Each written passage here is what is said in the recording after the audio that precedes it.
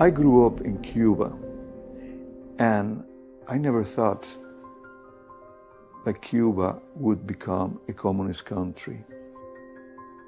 Many people at that time warned the Cuban that what was going on was a communist takeover, but we say no, that won't happen here. No one even dreamed that. And I see it, the same thing repeating here in the United States now. And I feel very uncomfortable about, because I know what is the end of it. And I know that after a while, there will be absolutely nothing that the American people will be able to do. And they will lose everything they own, everything they know.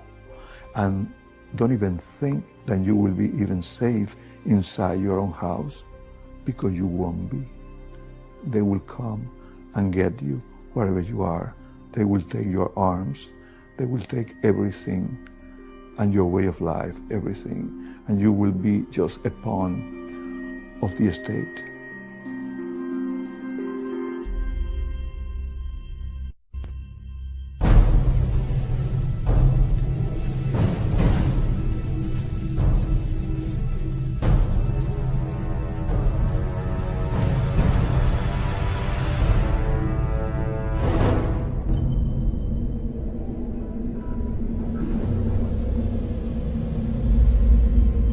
You and I have the courage to say to our enemies, there is a price we will not pay, there is a point beyond which they must not advance. And this is the point I think Americans need to comprehend.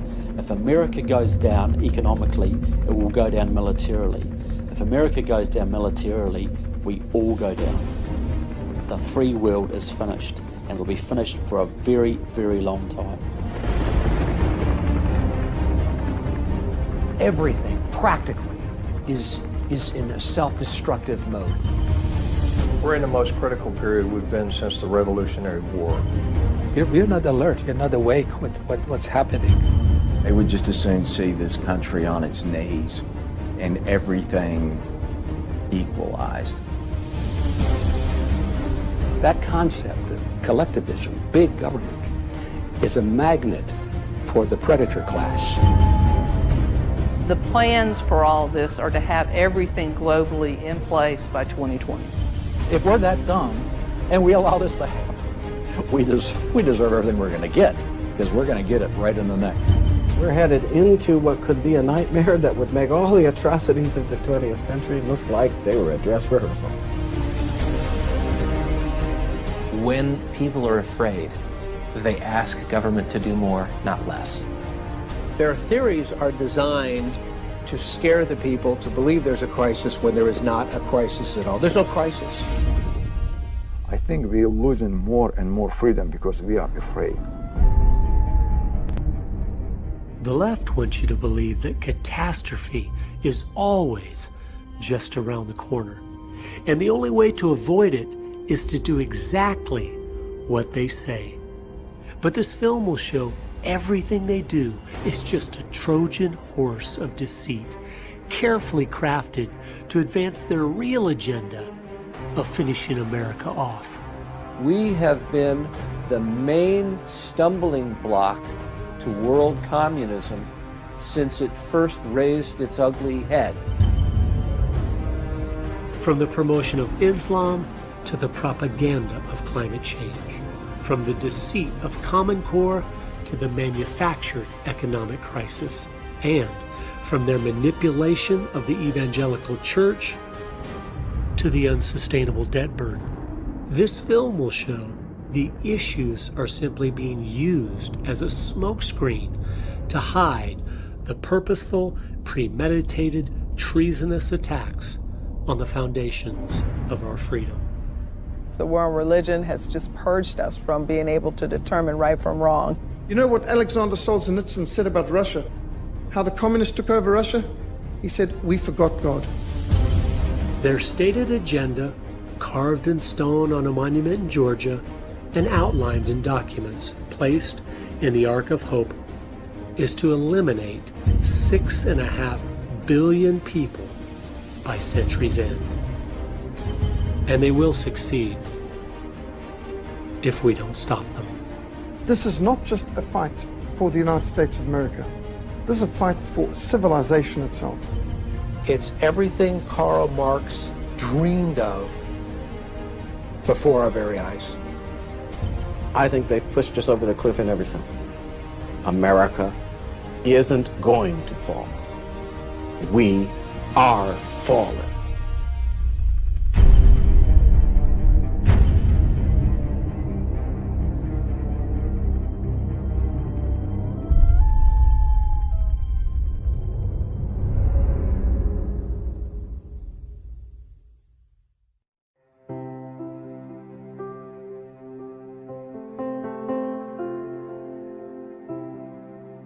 In 2007, I was a state representative, and I had no idea the things I would discover about why America was collapsing from within would motivate me to take my life savings and make a film.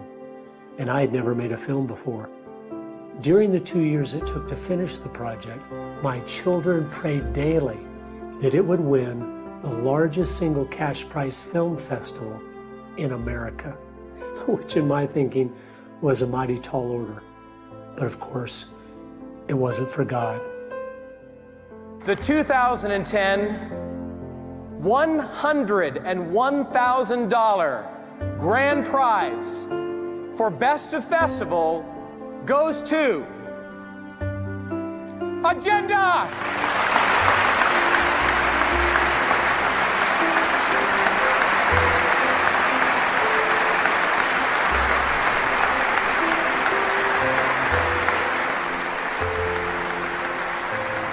God is so good. I'd like to thank him for just the wonderful wife he gave me. I don't think any man can even reach a fraction of his potential if he doesn't have the woman with him that God intended him to have for life. And I want to thank her.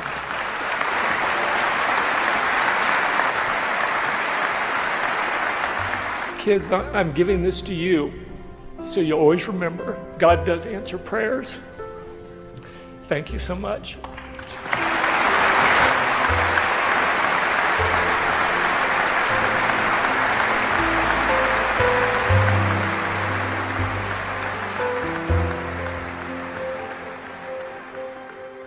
After the festival, Agenda began to spread throughout the country.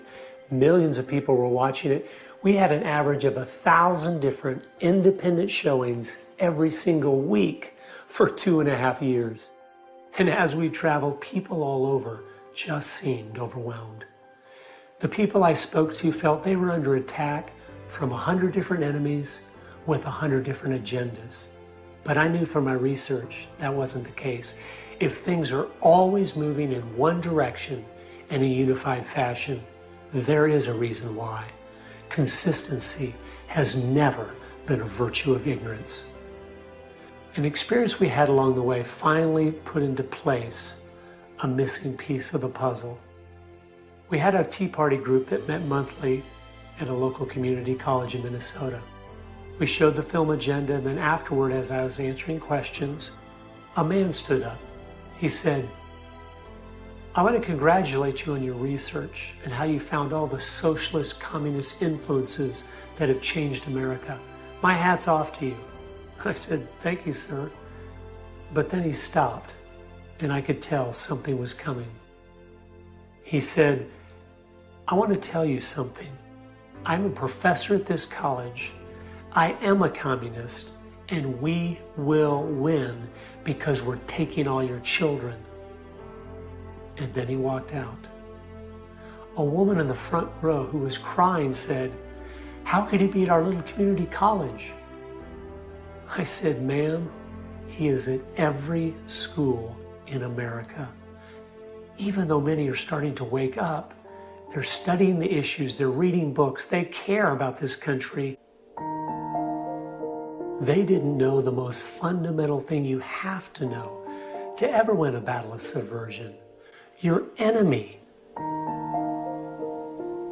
One of the radical Marxist leaders of the 1960s, I think, gave us the key that we are facing today. He said, "The issue is never the issue. The issue is always the revolution. These masters of deceit have used their propaganda so successfully, they've actually accomplished the greatest feat in warfare.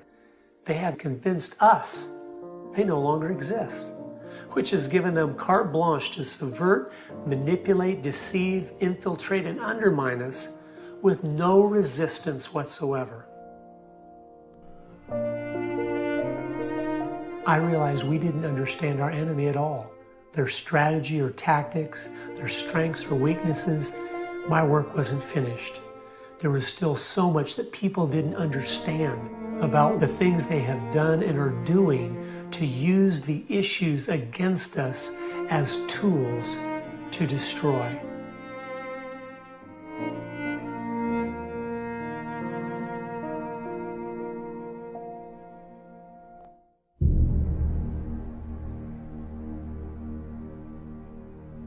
"2,500 years ago, in his masterpiece, The Art of War, Sun Tzu wrote, "If you know yourself, you will win the battle 50% of the time. If you know your enemy, you will win 50% of the time. But if you know yourself and you know your enemy, you will win 100% of the time." If you don't know who we are as a nation, you don't know our identity, you don't know our history, you don't really understand the price that's been paid for America, then anybody can lead you astray. Once we understand who we are, it will be easy to identify our enemies by those that are attacking the foundations we stand upon. So before the last 100 years of subversion, who were we? What made America the greatest country of all time? God established 3 institutions: the family, the church, and the state. And He told us exactly what their authority was to be and what was within their jurisdictions. America's greatness was that we followed God's instruction on how those institutions should be run. All 3 were created by God to protect each individual person from being abused by the collective. Every attack against us today is aimed at destroying those distinctions.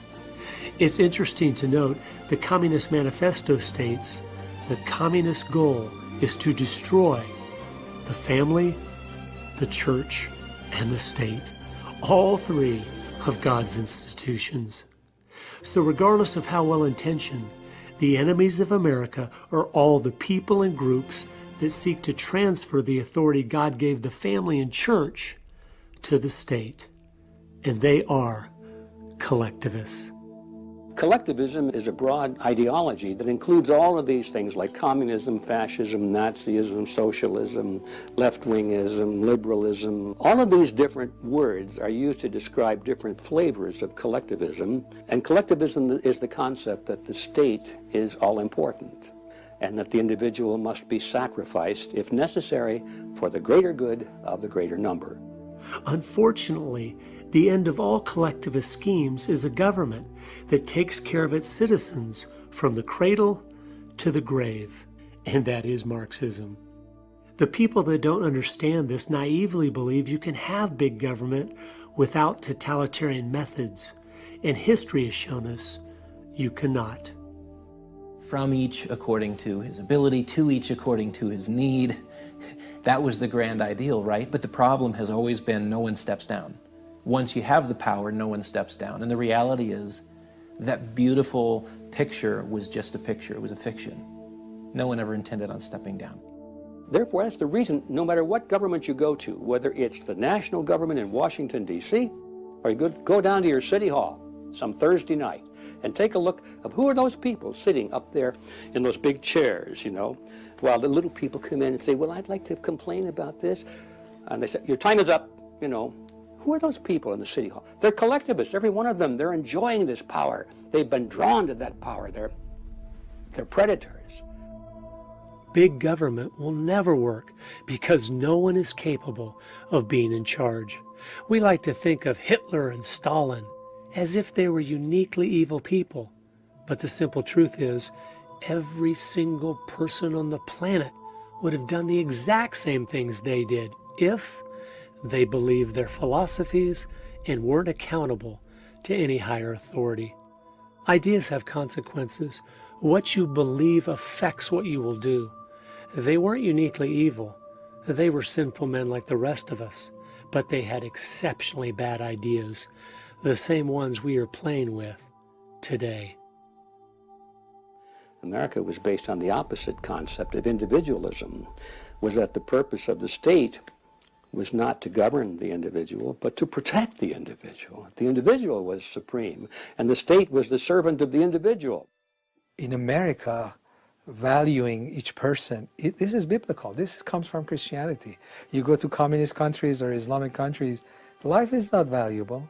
You know, you kill, so what?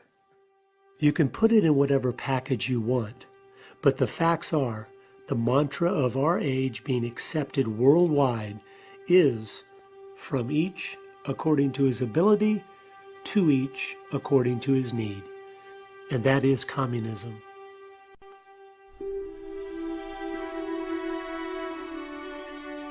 It's not the case that the Cold War is over, or to put it another way, it's not the case that the West has won the Cold War. The Cold War was not a military confrontation between two military alliances.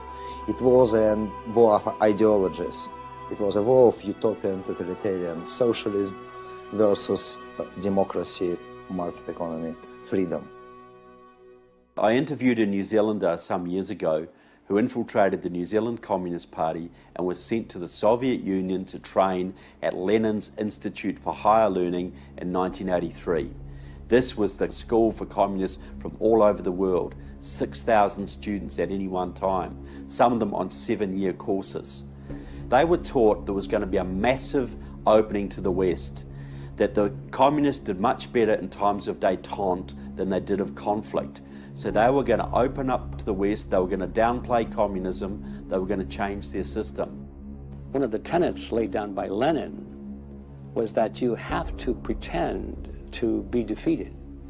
Communism, as they say, or Leninism is the better word, has gone back and forth through this friendly mode, enemy mode, many times throughout history. And this is just to lure the opposition into a feeling of false security. The way you finish ideological wars, the way you destroy an ideology, and we have historical precedent for that. That happened with the Nazis.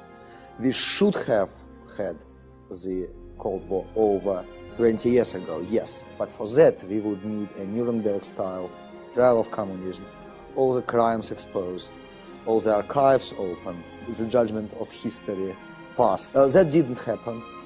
Now you've got to realize, when Nazi Germany was defeated in World War II, the Americans went in there and denazified the country. Anybody who was a Nazi was taken out of positions of power, totally changed the whole political climate. Russia was never de-KGB'd. The KGB was left in place, and now it is stronger than it ever was before. And you see their puppet, Mr. Putin, attempting to reinstitute the Soviet Empire now. They may have changed their name. They took their hat, which said Communist Commissar across the top. They turned it around, and now it says entrepreneur or capitalist or social democrat or something. But it's the same hat on the same heads of the same Leninists. Trial of communism should have finished that. It didn't happen, and therefore we are not out of that crisis. And that is the reason why we have Putin. That is the reason why you have Obama. It is still going on. The Cold War is going on. It's going on the streets of Moscow now. It's going on the streets of Tehran. It's going on really in America as well.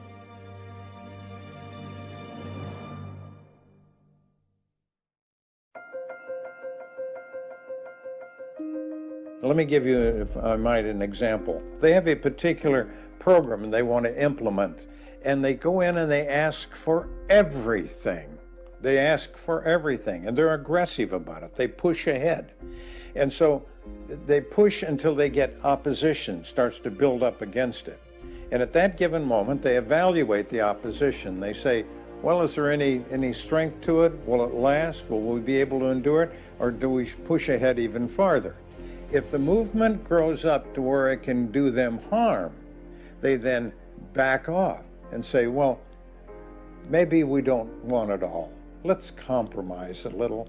Let us get along together now, because I'm willing to give up what I've asked for totally for just a bit of it. Aren't you willing to give up a bit that we can work together?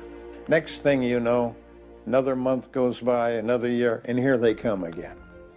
They'll just incrementally get what they want. Now, the classic example is Obamacare. Now, that was designed 100% by Democratic Socialists of America, Marxist group. They pushed it on America through Quentin Young, their member, who was the mentor of your president, Mr. Obama. But more than that, Quentin Young was a 40-year veteran of the Communist Party USA. So they got the first steps. The Affordable Health Care Act pushed through in 2009. It wasn't single-payer health care. It wasn't 100% socialised health care, which is what they're after, but they got as much as they could get.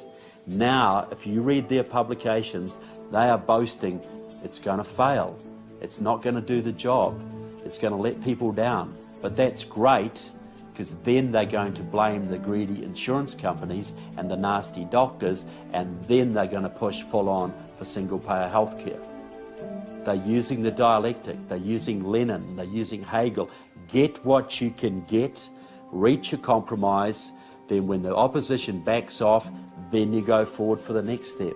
And you just keep on doing that and doing that and doing that till you get what you want. That strategy is what they use on every issue, every time. We will see a single-payer system implemented by our government in the near future. As Obamacare collapses, as it was designed to, they will step up to fix the problem of high premiums and a disgruntled people with more government. We never seem to learn. We keep compromising, keep giving up ground, and keep playing strictly defense, which is why we always lose.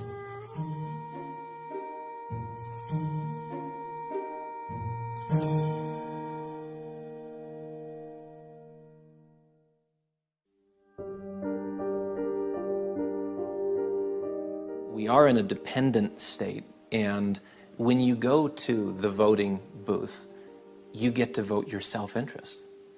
So, real issue, a real concern when you don't have a voting base with some skin in the game, as much to lose as to gain. What we know from history is that when you tip the scale at 51%, now you are talking about a license to steal. You're talking about that 51% tyranny that de Tocqueville was so concerned about. The democracy, for all its benefits, the main challenge is you get to the point where you have a 51% tyranny. I think that it's underappreciated in our society just how extensive the damage of the welfare state is.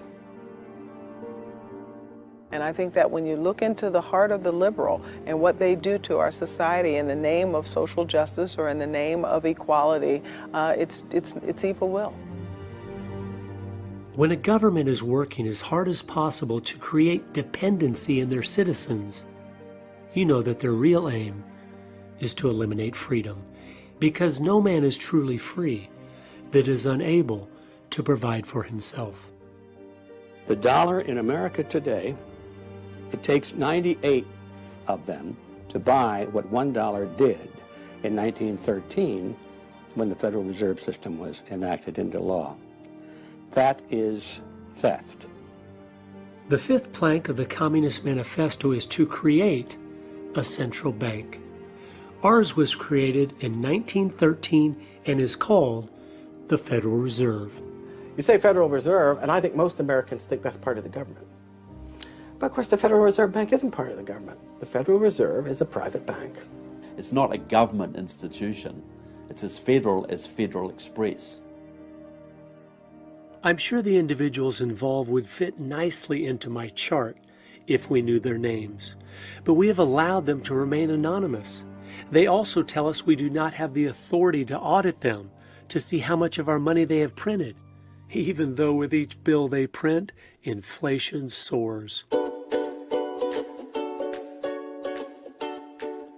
At the current rate of inflation, which most think is very modest, things go up in price 10 times every 50 years. My grandfather bought a nice house in 1915 for $4,500. My father bought a nice house in 1965 for $45,000. And my house today is $450,000. So if the rates of inflation just stay like they are, my grandson's house will cost him $4.5 million, and his grandson's $45 million. Inflation is a tax. It's a hidden tax. And so it steals from people who have saved. When they finally retire at the end of a lifespan, all this money that they put aside doesn't buy anything anymore. Houses haven't gotten more expensive. The dollar has just lost 97% of its value over the last 100 years. 1 ounce of gold would buy 300 loaves of bread 2,000 years ago, and an ounce of gold today will buy 300 loaves of bread. Prices rarely change. What's happened is the Federal Reserve has been quietly stealing our wealth while we believe their lie that inflation is normal. It wasn't normal for the first 6,000 years of Earth history. It magically started in America in 1913. Our economic system today is based on Keynesian economics. John Maynard Keynes is the father of it. If there is any doubt to the purposefulness of our economic situation, listen to this. He said, quote, "By a continuing process of inflation, governments can confiscate secretly and unobserved an important part of the wealth of their citizens." Lenin was certainly right. There is no subtler, no surer means of overturning the existing basis of society than to debauch its currency. The process engages all the hidden forces of economic law on the side of destruction, and it does it in a manner which not one man in a million is able to diagnose, unquote. The second plank of the Communist Manifesto is to implement a graduated income tax. Ours was placed into law in 1914. If you establish a tax that is based on the government's power to determine what percentage of your income it's going to take away from you, how much of your income does it control? Well, that means the government controls 100% of your income. If that is the situation, you are no longer a free person. You are a slave, and you live on an allowance from your government. When Ronald Reagan came into office, the top tax rate was 70%. When he left office, he had cut it down to 27%. During that same time, revenue to the government doubled. The lie of the left is that increasing taxes on the rich will help stimulate the economy, and nothing could be further from the truth. It's all a strategic part of the plan to create more dependency.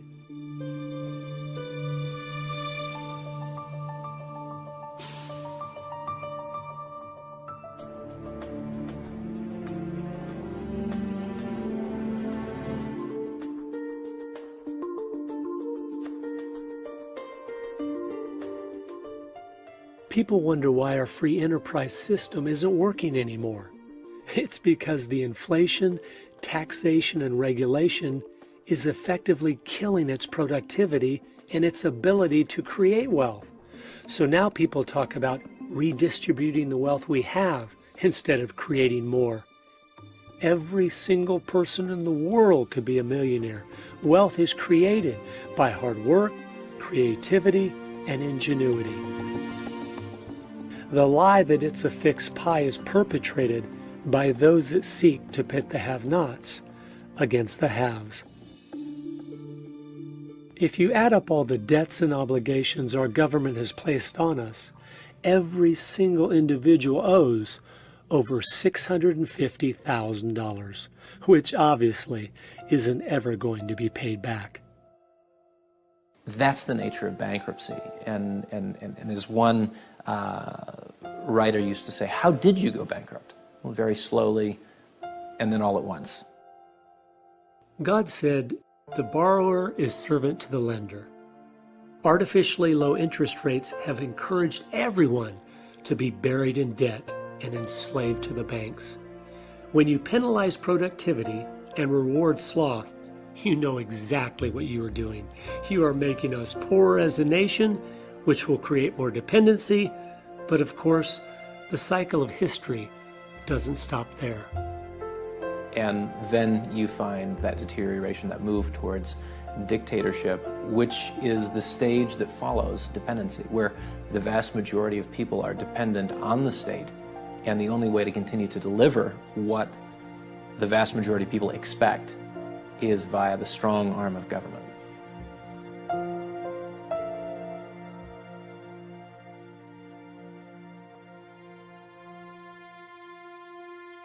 If you look at how do you change society, well, one of the things you obviously do is you go after the next generation. And you do that through the education system, and that's exactly what has happened to us. The Marxist movement in America has done exactly that. The education system establishes the direction for the future. It sets the hearts and the minds, the perspectives of the next generation. Everybody knows how important it is. They know that if they can get control of our children, and they can pump their ideology into these young, hungry brains, they virtually can have them captive as prisoners for life. And you're doing it all under the banner of being internationally competitive, or college ready, or career ready. So the euphemisms hide the actual intent. The father of global education, Robert Mueller, was the Assistant Secretary General of the United Nations and the creator of the World Core Curriculum. He said the goal was, quote, to promote growth of the group idea so that group good, group understanding, group interrelations, and group goodwill will lead to group consciousness, unquote. His World Core Curriculum was pushed in America by George Bush Sr. as America 2000, which was renamed by Bill Clinton Goals 2000, which was then given a facelift to become George Bush Jr.'s No Child Left Behind, which was the driving force behind Barack Obama's Common Core. It's all the same thing, Republican or Democrat, progressing down the same road of complete brainwashing. Since John Dewey, the entire focus of education by the elites has been to, as quickly as possible, move the children to a collectivist mindset. The 10th plank of the Communist Manifesto states, provide a free education by the state for all children and to combine education with industrial production. Bill Gates has teamed up with the United Nations to build the model that will have our schools simply be a tax-paid training ground for corporate America. In the end, most of this tracks back to people who would benefit financially from a more government-centric economy because they're at table. They're already political players. They don't want to worry about competition. Not only is competition eliminated, but employees are created. The type that would be content to work 60 or 70 hours a week in a dead-end corporate job that just paid enough to survive. Traditionally, Americans would have had no interest in that. They would have wanted to use all the individual talents and abilities that God had given them. They wanted to do 100 different things in their life. Invent things, start new businesses, change the world. And the elites didn't want any of that, so it had to be destroyed. It's like we're going after Marx's vision and at the same time making it impossible as well, because the mind arson necessary to get an amenable voter means that the wealth that you're planning on redistributing is really gone. You just don't know it yet. Just as I was beginning to dig in, I realized I was making a big mistake. The temptation on all these different issues is to not accept the reality of how things really are.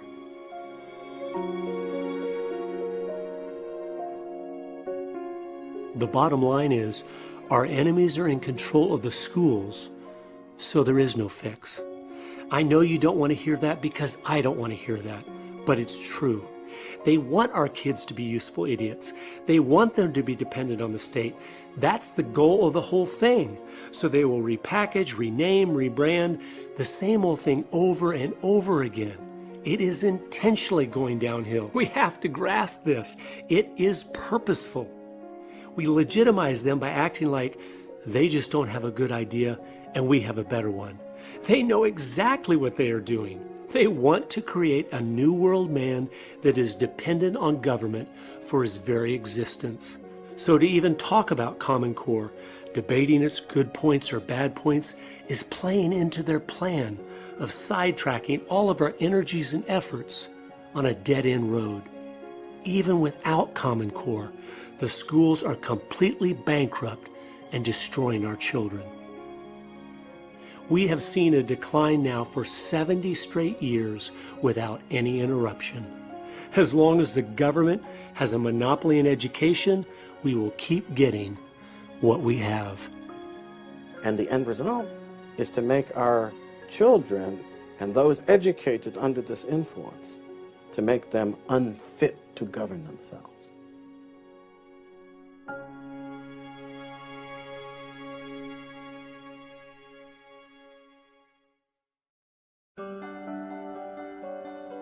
We wonder why it's hard to get a good candidate anymore for President of the United States. Well, let me show you how education affects politics. In 1980, there were approximately 40% of Americans that were conservative, 10% liberal, and 50% undecided. And since even our numbers show that they are capturing 85% of our young people each year through the educational system, this is how it plays out.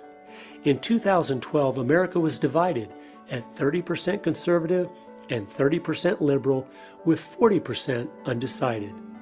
By 2028, it will be 20% conservative, 50% liberal, and 30% undecided. And by 2036, only 20 years from now, it will be 10% conservative, 70% liberal, and 20% undecided. This is simply demographics, and there is no quick fix to change this. 2016 is the last election in my lifetime where it will even be possible to get an actual conservative elected.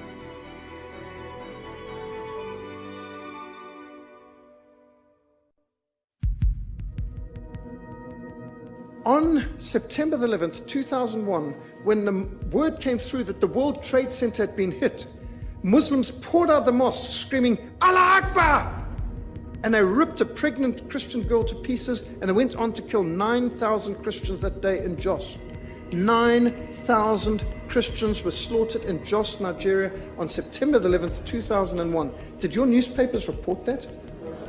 We have delegated to the UN the right to pick the people who are going to be brought to the United States for refuge. And we keep opening our doors and allowing more in, and that's going to be it's a nightmare that's waiting to happen. And what they have done, virtually without exception, is they have selected Muslims to be refugees to America. It's like taking a loan from the mafia. You'll pay all right, and you'll pay in spades. Of course, I was born into it. I was raised into it and lived. So I've experienced Islam in every area of my life. Islam is mandated to take over the world by force. It's commanded. They may deny it, but it's in the Quran. Think about this. Islam doesn't believe in women's rights. It's fine for a husband to beat his wife. There's no freedom of speech. Any who disagree are executed. Homosexuals are stoned to death. Pornography and alcohol are punished with a beating. And yet the left loves their system, one that stands against everything they claim to support. I think this proves beyond a shadow of a doubt the left will support anything and use any people group if they think it will help destroy their two greatest enemies, Christianity and freedom. They no more care about Muslims, the poor, women, blacks, the environment, or the children than they do about an unborn baby's right to life, a Christian's right to free speech, or a balanced budget. It is all a lie, 180 degrees opposite of the truth. Only 16% of Islam is a religion. The rest of it is a legal system, a geopolitical system, a military system, a dress code, a moral code. It's a lot of other things, but it's not a religion. How come countries like Iran, when Islam is implemented, there's so much brutality against your own people? Why there is no peace? Why there is fear? That's what an Islamic country is like.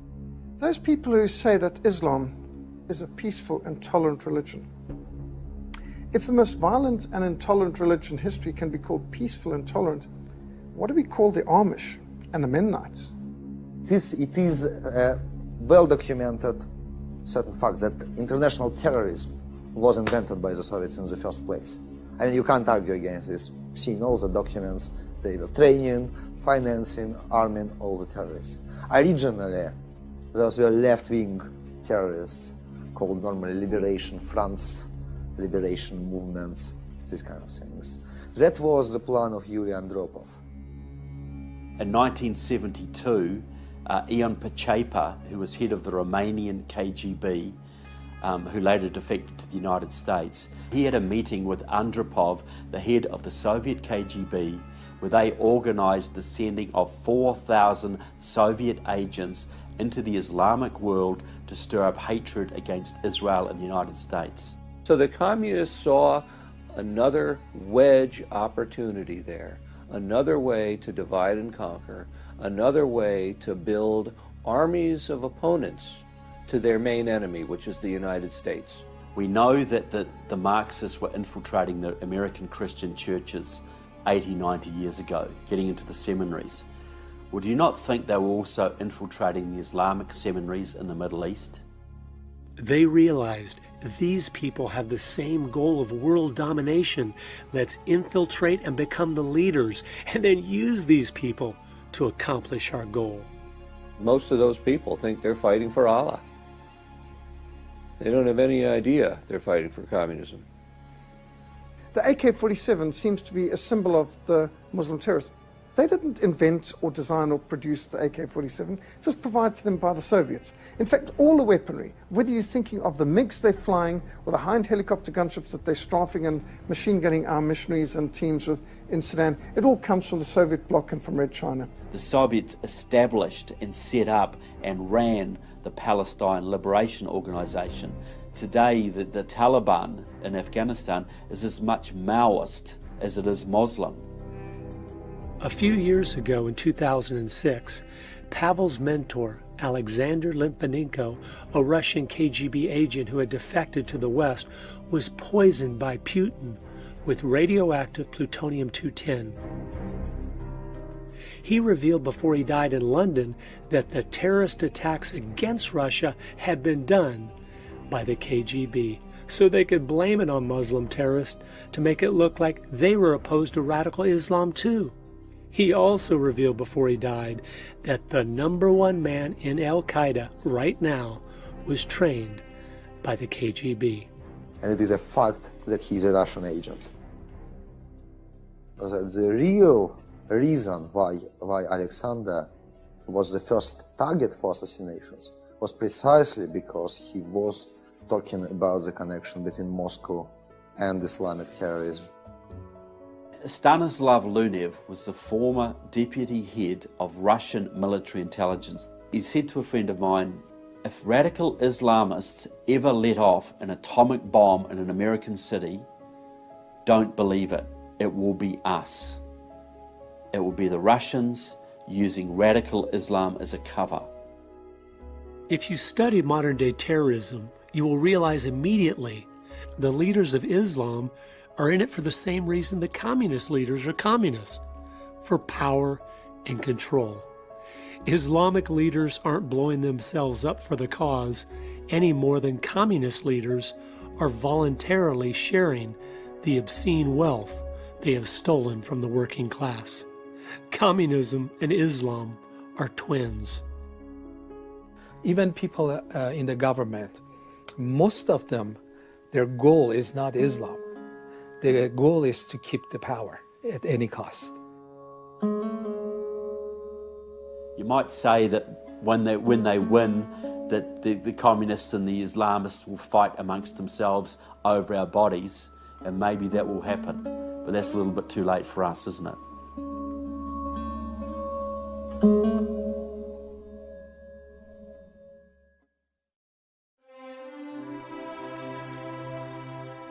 Missionaries were being machine-gunned on the roads. Red Cross ambulance workers were being killed. And what was absolutely scandalous is this was not only being funded by the Soviet Union and Red China, but by the World Council of Churches. The World Council of Churches was taking money from members in National Council of Churches in America and across Europe and putting that into what was called the Program to Combat Racism. Nice name, but it was funding terrorism, and they were murdering missionaries, and that's what we were fighting against. The World Council of Churches used to be known as the Communist Party at prayer. It's a centralised body basically controlled once by the Soviet Union and now dominated by the Russians through the Russian Orthodox Church, which is totally controlled by the KGB, has been for years. Do you think in Russia, under Stalin, he revived the Russian Orthodox Church? Do you think he would have revived the Russian Orthodox Church had he not controlled it? Had he, this is an avowed atheist, living in an atheist system dedicated to the destruction of religion, but they revived the Russian Orthodox Church because they knew they could use it as a tool under KGB direction to influence other churches all over the world. What I see is that the church has become an enemy of God, because it has been infiltrated with people that have degrees from elite institutions. And these are people that, they have come into the church, but they never were believers. There are some professors in divinity schools and seminaries that take delight in destroying the faith of innocent young people. Christianity has always been the main target because they knew with a strong Christian church, their plans of a one-world government that requires a one-world religion to succeed would never be possible. And I think that's why Christianity is a religion that people intent on despotism don't want around. The surest sign that the elites in our society are up to no good, just as the founders of our country predicted they would be, by the way, is that they're trying to get rid of Christianity.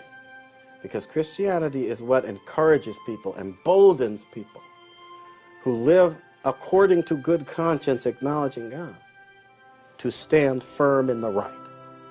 Step one was to remove God's word, the absolute authority and standard of the church. It's as if the uncomfortable things that hold us accountable have slowly been scrubbed from the message from the pulpit. What was sin 2,000 years ago is sin today. And that's a message I think we need to hear quite often from the pulpit, and I don't hear it that much. Research shows the majority of Americans don't believe anymore that the Bible is God's word. But a more amazing testimony to the left's success is the vast majority of seminaries in America don't either. They realize that if you can influence churches, you can influence millions of people. So a lot of these people have had an end game in view, and part of the end game is seeking to enlist the church as pawns in their game. Step two was to force real Christianity inside the four walls of the church, while sidetracking those that were just religious with do-gooder causes. We Christians in the West, we are not even aware how much oppression we have in the U.S.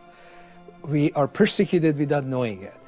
They have told us, Christians, you can't do this. And said, yes, sir, we won't. You can't do, witness at your work. Okay, yeah, I won't. You can't talk against sin. Okay, sir, we won't do it. And so gradually, we Christians, what they allow us to do, okay, you can gather in your churches on Sunday, worship the best you can, and then go home. And we have accepted that type of Christianity. We have accepted that we should not and we cannot influence our society or the government. We have accepted those limitations that the enemy has put on us. And we have withdrawn into ourselves without even realizing it. Something that is obscene is something that shouldn't be brought into public. When are Americans, particularly people of faith, going to realize that over the course of the last 60, 70 years in our country, we have allowed them to redefine the world so that Jesus is obscene, so that God is obscene, the Ten Commandments are obscene, kids wearing a t-shirt that says Jesus saved, kicked out of school, people wearing an F word all over their clothing, they can wander around. As I dug in to find out how this had happened, I came across testimony from the Congressional Record in 1953. Manning Johnson, who was a top communist official, testified. He said, quote, "The communists discovered that the destruction of religion could proceed much faster through infiltration of the church. It was determined that with only small forces available, it would be necessary to concentrate communist agents in seminaries and divinity schools. These institutions would make it possible for a small communist minority to influence the ideology of future clergymen. The idea was to divert the emphasis from the spiritual to the material," unquote. The testimony continued with Benjamin Gitlow, who was one of the founders of the Communist Party USA. Quote, "The Methodist Federation for Social Action was first organized by Dr. Harry Ward. Its objective was to transform the Methodist Church and Christianity into an instrument for the achievement of socialism," unquote. Dr. Harry Ward was not only a communist, he was also a member of the Fabian Socialist Society. His good friend and fellow Fabian was Dr. Walter Rosenbusch, and unbelievably, those two men started what is today the National Council of Churches. Unfortunately, most Christians these days are tragically biblically illiterate and are accepting anything that comes down the pike that has the name Jesus stamped upon it, but it's not the agenda of the Jesus of the Bible. It's basically a satanic agenda which is seeking to displace Jesus and exalt the worship of man and creation over the Creator. The communist goal was to turn their number one enemy, the Christian church, into their greatest asset. That monumental task is almost complete. They are turning the evangelical church into a counterfeit that worships a false God, one they have created that is only love, with a false gospel, a do-gooder works salvation instead of Christ alone, and a false mission, saving the planet instead of fulfilling the Great Commission.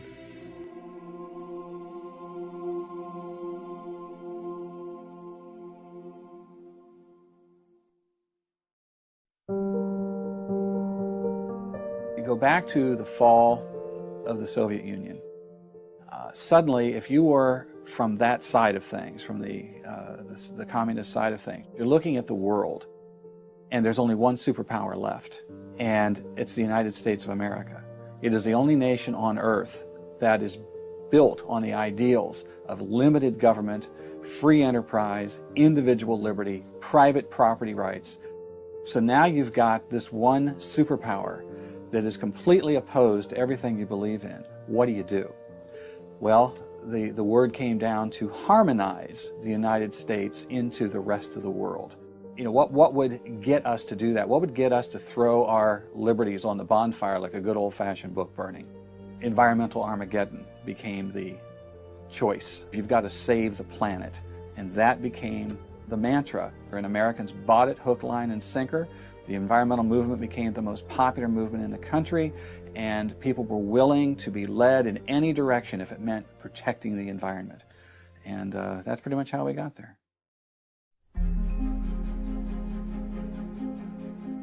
We have to do something, they say, because we're destroying the planet, the Earth has a fever, we have to do something. And that, if it were true, would be a legitimate argument, right? But if you're screaming fire in a crowded theater, then it's a wicked argument to make when there's no fire at all. You're just trying to move people. There are three core claims that are propping up the entire movement. In Michigan, they've done some wonderful studies at the university level, illustrating the fact that when you increase carbon dioxide plant life grows wildly. If you Google optimum CO2 concentration for plant growth, those plants, which all life depends on as their food source, you will find that it is 4 times the present level.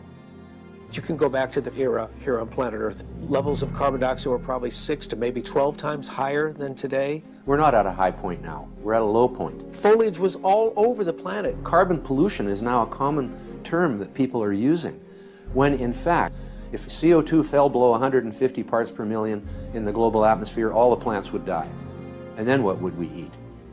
There wouldn't be anything left to eat but rocks at that point. Frost and ice are the enemy of life. You come from the tropics into the temperate zone and then the Arctic, you lose 99% of species biodiversity.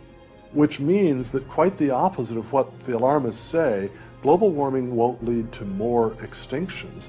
It will lead to protecting more species from extinctions.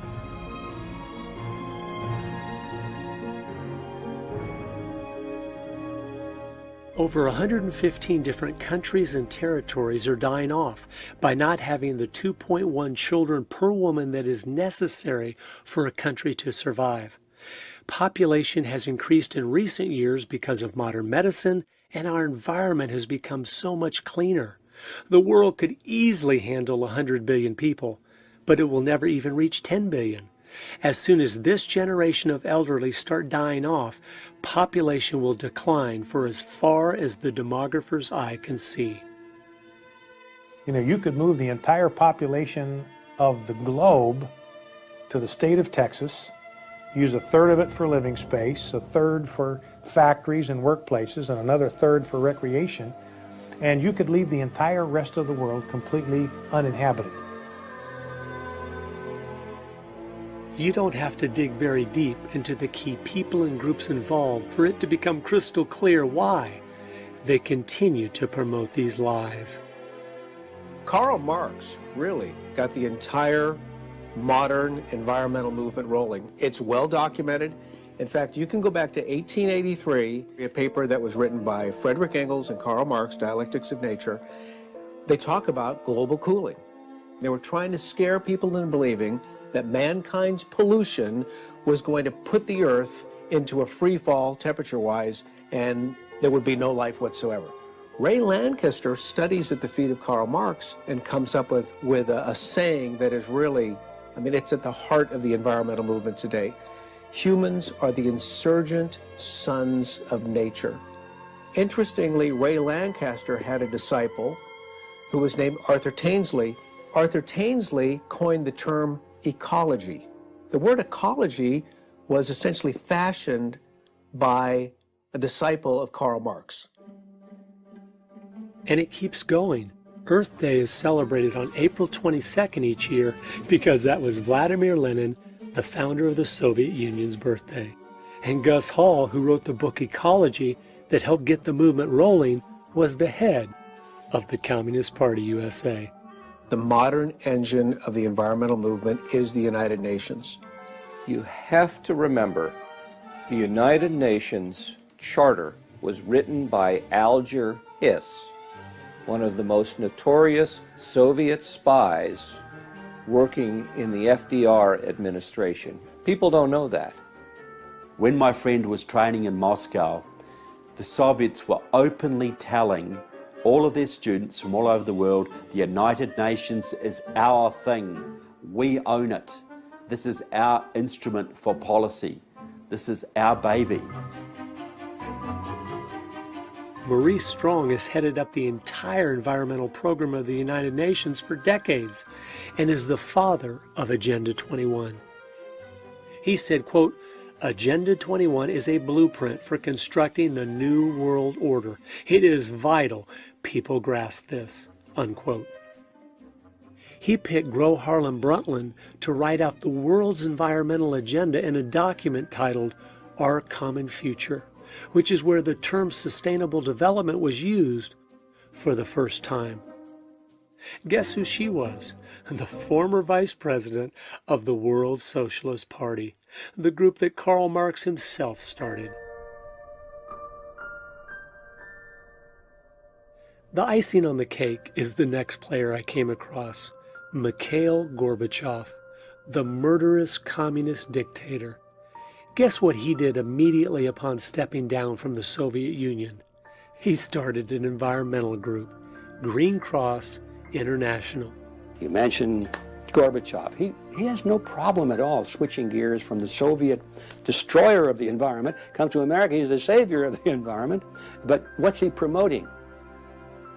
Bigger government, more control, more power to the United Nations, less individual freedom, all of the agenda of collectivism. He's doing exactly the same thing in San Francisco that he was doing in Moscow. And he isn't just some fringe player. He is one of the leaders. When I found out that the Earth Charter, which is supposed to be the new 10 Commandments for the 21st century, was written by Mr. Gorbachev, it was clear.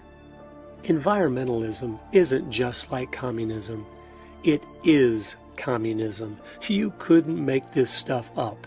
A lot of the people in the peace movement were in fact more pro-Russia and anti-American than anything. And they brought their neo-Marxism with them into the environmental movement, pushing it to the extreme left of the political spectrum. Greenpeace and their allies and a whole bunch of other fellow travelers have adopted these agendas, which actually, if they were brought into effect, would cause more damage to people and the environment than if we just went about our sort of conventional way that we're on now.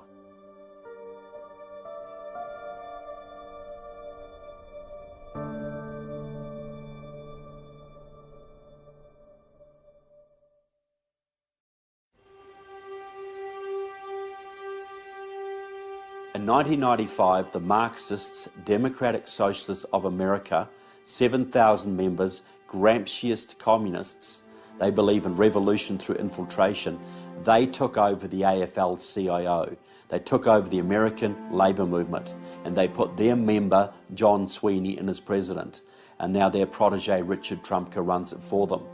What they did, they then took over every single major labour union in the country, and that leverage enabled them to take over the Democratic Party. Because there's hardly a Democrat at any level in this country, from county commission to federal, who doesn't owe his job to the unions for money, for manpower, for get out the vote, even for vote fraud. They mounted a purge at the higher levels of all the Southern Dixiecrats, the conservative Democrats, the moderate Democrats, and now the Marxists, through the unions, have completely taken over the higher reaches of the Democratic Party. So you've got 20,000 card-carrying communists in your country are dictating the policies of the Democratic Party, which is controlling the lives of 300 million Americans.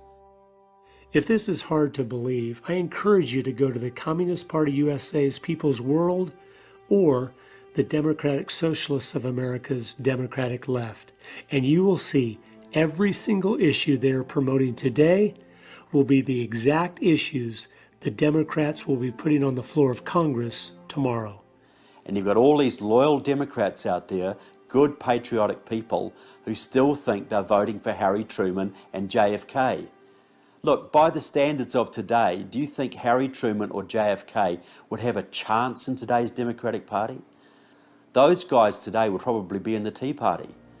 Yet their party is now run by communists, and all these loyal Democrats all over this country are still voting on party lines and basically voting for Marxist and anti-Americans because they do not understand their party has been taken over. It's no longer just an opposing party with different views.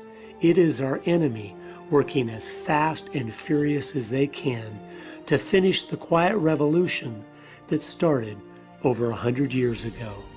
And that is why every issue is being used against us as a weapon to destroy.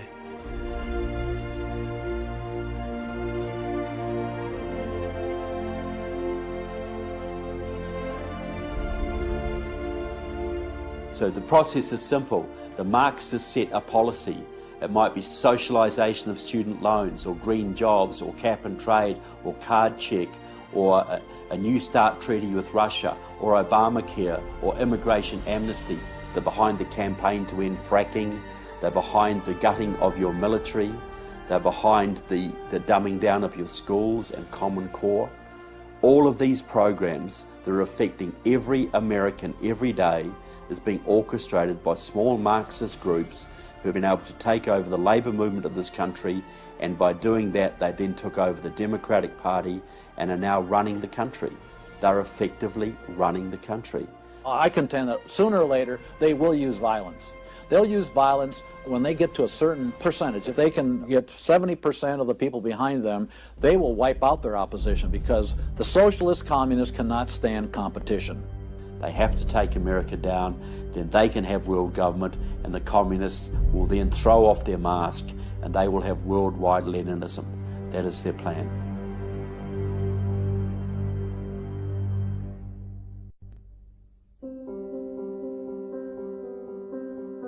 Like my pastor, he spent 5 years in prison. My cousin's husband, he spent 9 years in prison.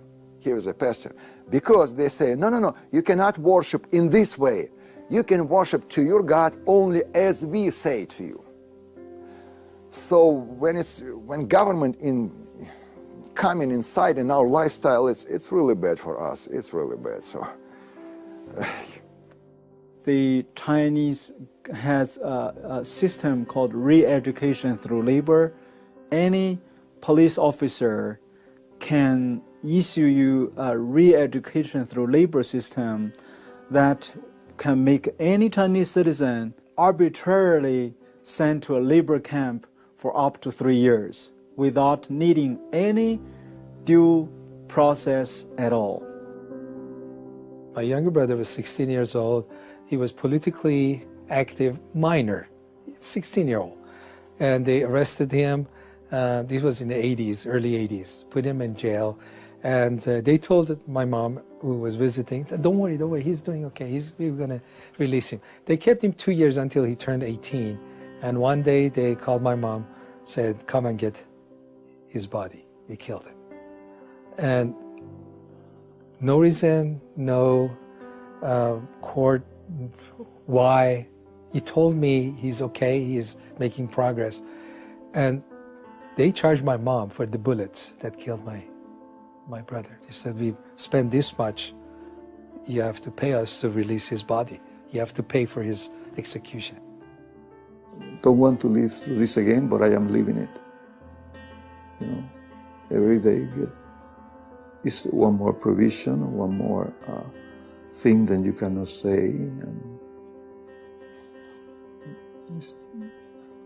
I don't know.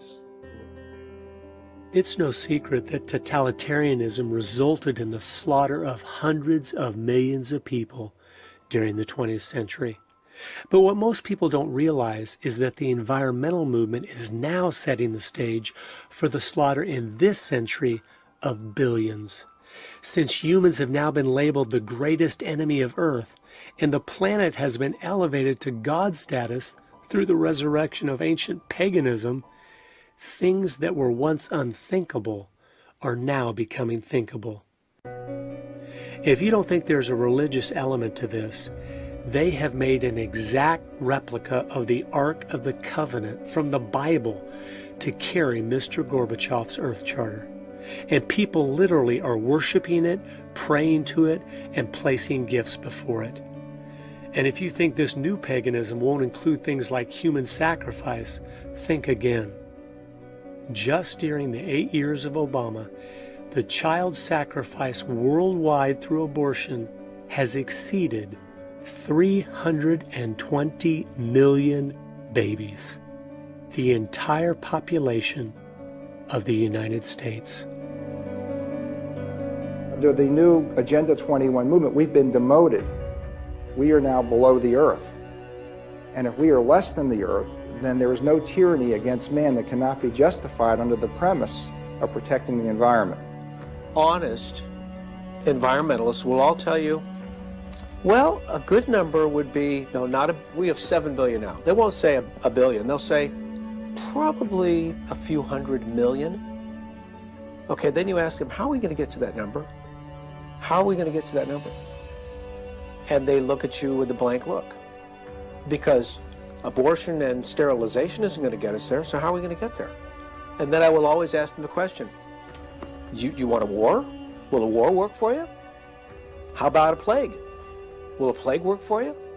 How about starvation? Will starvation work for you? And you know, in the back of their mind, they're thinking all those things will work for them, because there's no way you're going to reduce that many people on the planet to get it to where they think it's sustainable. And of course, at the same time, they're thinking, and I'm going to be one of the chosen ones who will be allowed to live.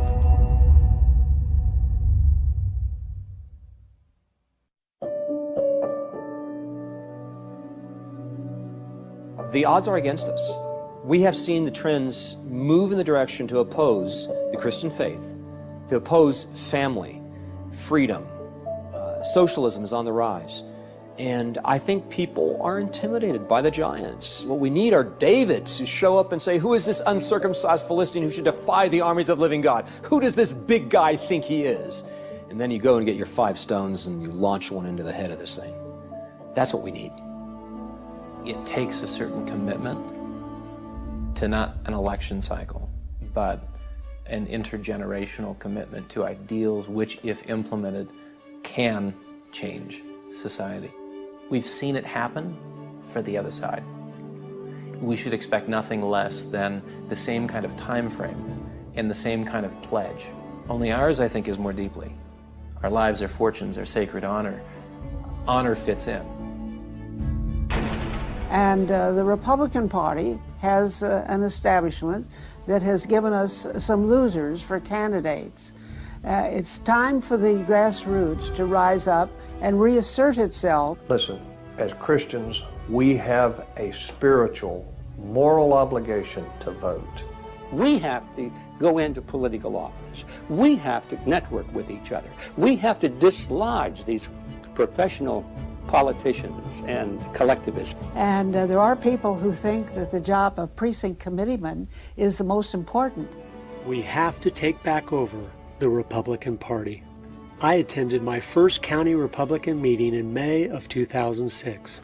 Within a couple months, I was asked to be the precinct committeeman for my area because the position was empty. And then, only 11 months after I attended my first meeting, I received a call one morning from the governor asking me to be the new representative from my district. Did you know about 35% of the precinct committeeman positions are empty nationwide?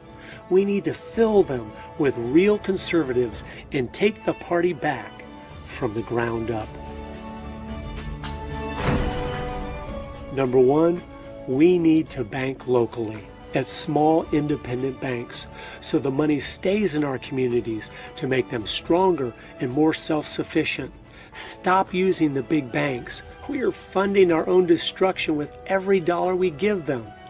Number two, we need to get out of debt. This will make us economically stronger as individuals, which will make us stronger as a nation. Number three, be productive. Start new businesses. 100 years ago, 70% of Americans owned their own business. Today, it is less than 20%. Fathers need to come home and start utilizing the incredible potential of their families in creative home businesses. Number four, mentor youth to be entrepreneurial. That is where the money is and true independence. It also eliminates the need to go to college, where we are losing all of our children. And number five, buy USA every time you can.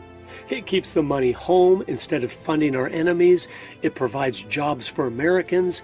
And most importantly, it stops rewarding all the countries of the world that have enslaved their people for profit.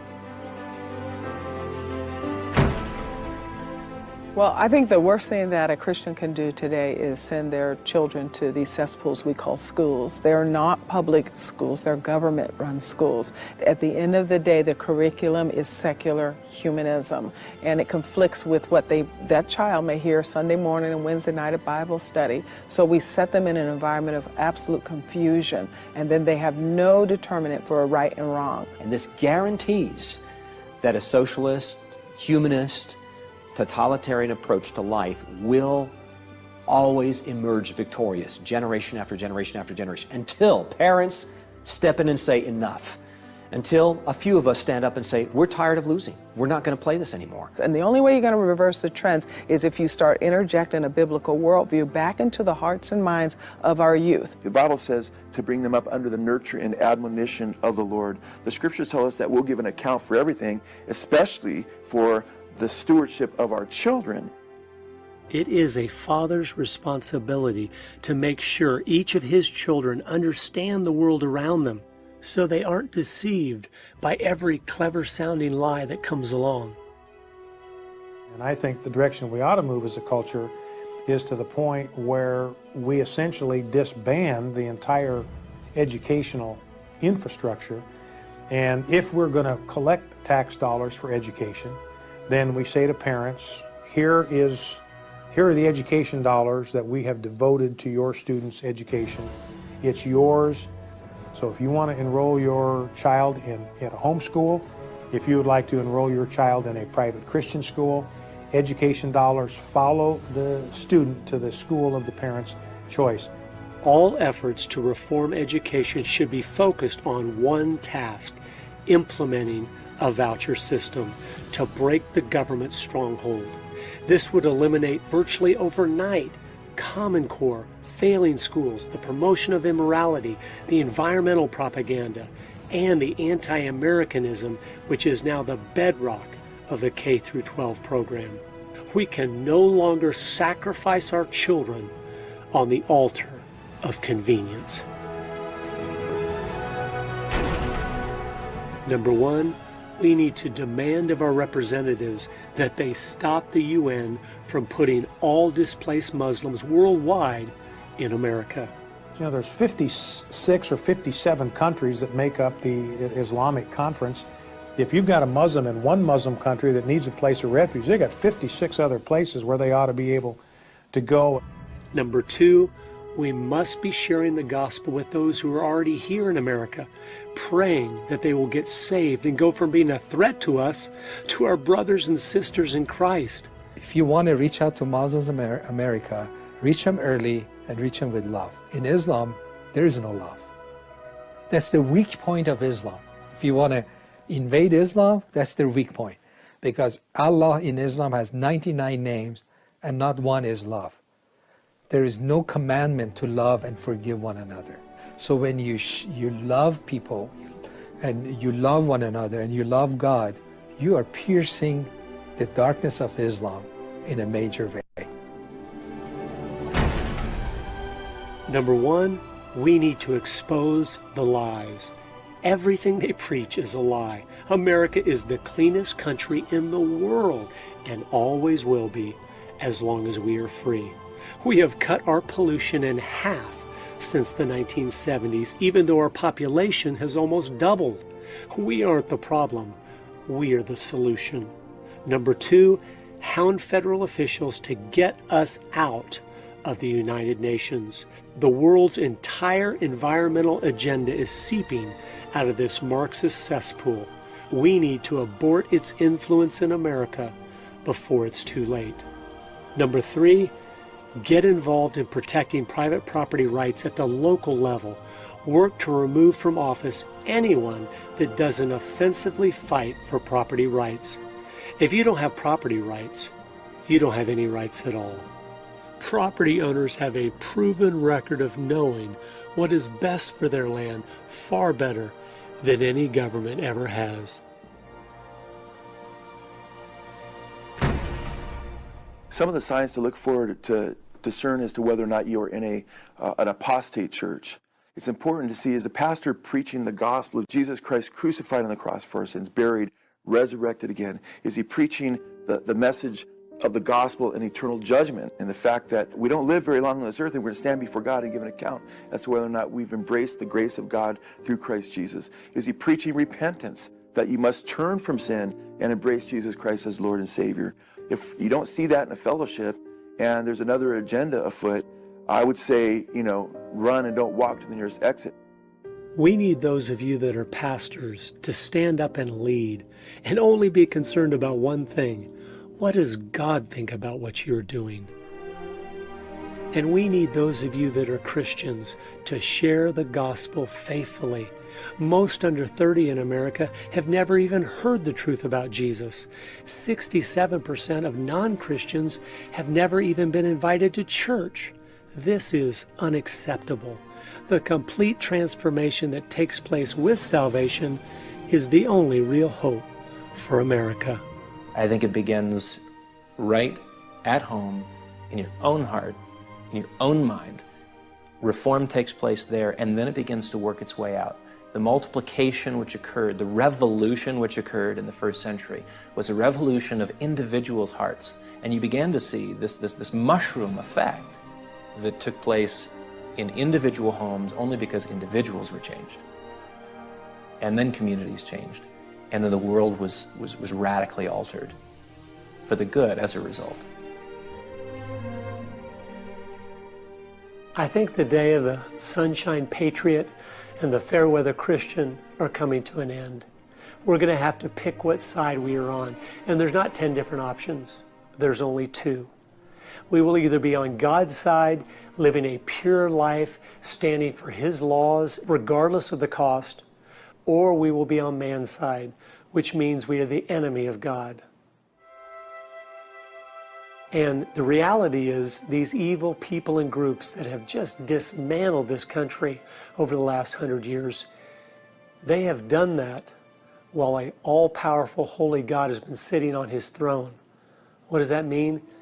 It means He has allowed that to happen. That's what should drop us to our knees in fear.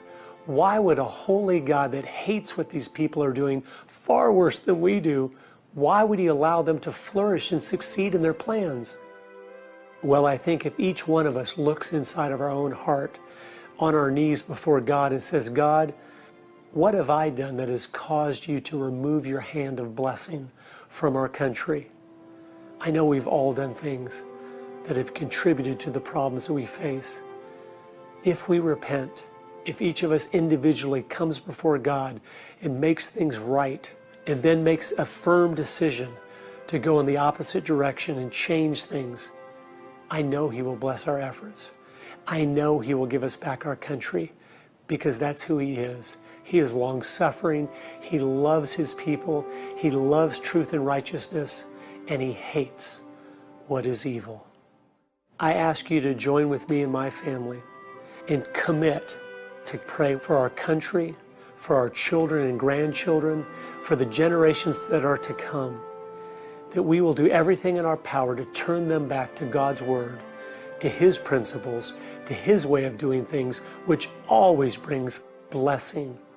And I think as He sees that repentance, He sees that true desire to love Him with all our heart, mind, and strength, He will step in and crush our enemies, the ones that right now seem to be in control of almost everything.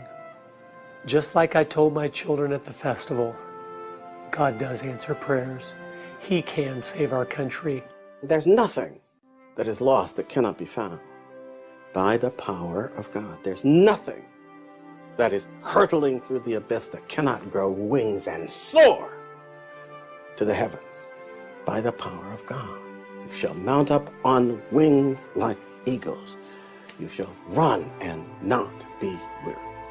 And I think that that's true of our country. And in our case, we won't be discovering something or finding out, we'll be rediscovering.